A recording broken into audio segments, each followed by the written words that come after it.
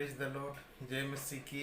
यीशु है और जय सु प्रतीक मेरे प्रिय भाई बहनों को आप सभी को स्वागत करता हूँ।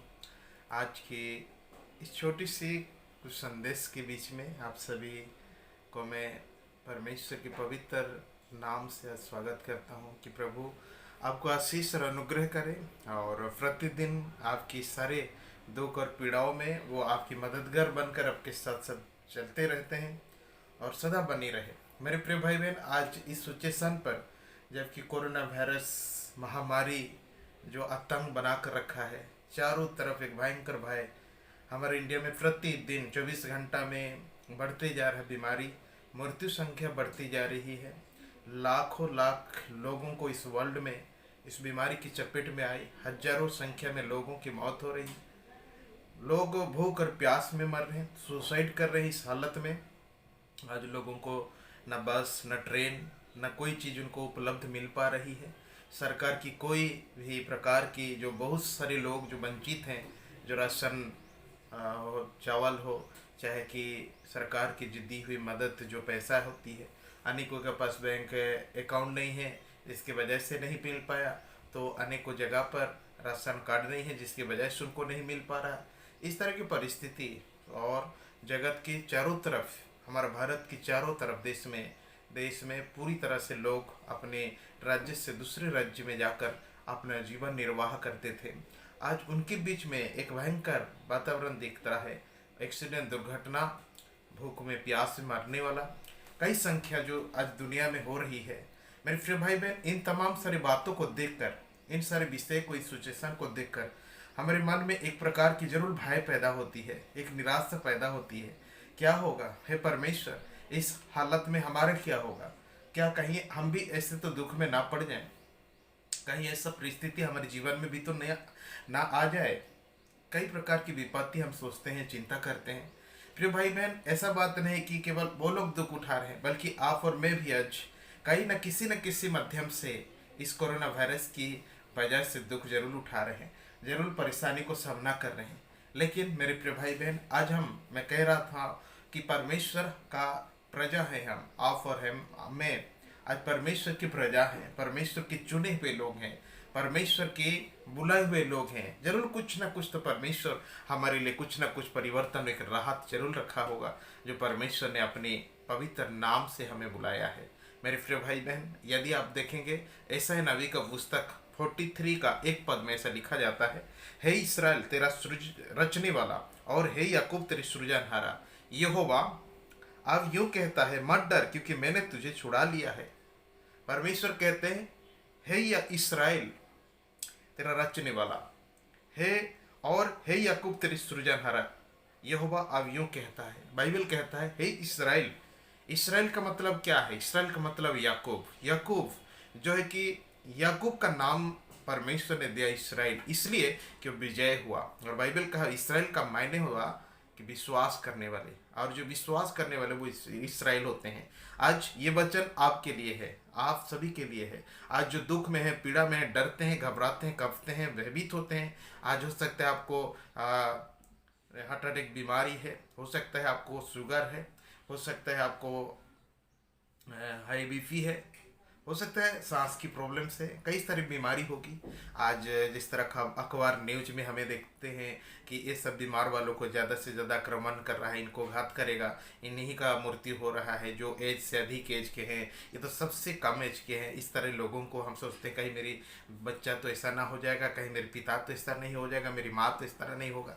लेकिन मैं एक बात आप सभी को बता देना चाहता हूँ, जो महान परमेश्वर के ऊपर विश्वास करने वाले आप तमाम भाई बहनों को मैं ये बातों को बता देना चाहता हूँ कि परमेश्वर कहता है, हे इस्राएल तेरा रचने वाला, हे इस्राएल तुझे जो बनाया है।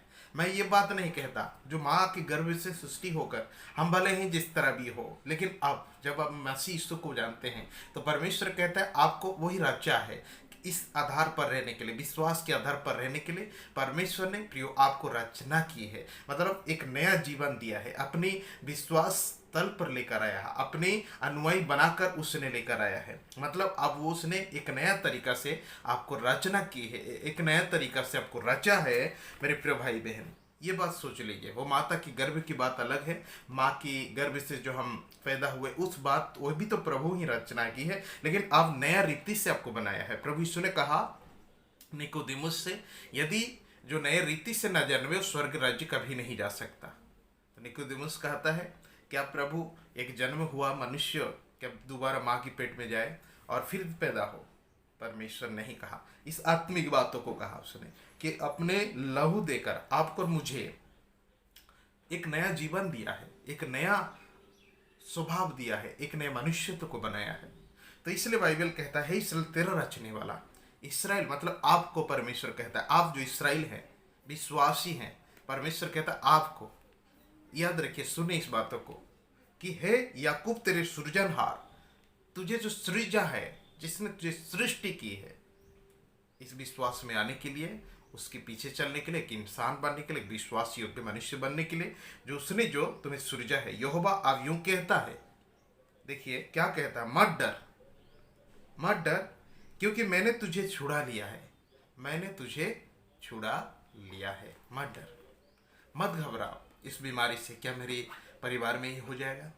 क्या मेरी बीमारी इस तरह की होगी कि इस तरह की समस्या होगा? कई सारे सवाल होगी आपके जीवन में, मैं जानता हूँ।